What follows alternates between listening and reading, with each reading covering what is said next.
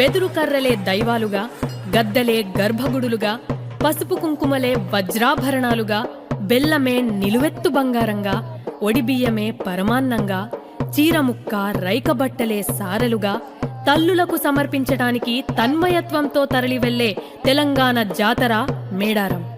వనదేవత, మనదేవత, జనదేవత అంటూ నమ్మకాన్ని నింపుకుని కోట్లాది మంది భక్తులు కదిలే జాతర మేడారం.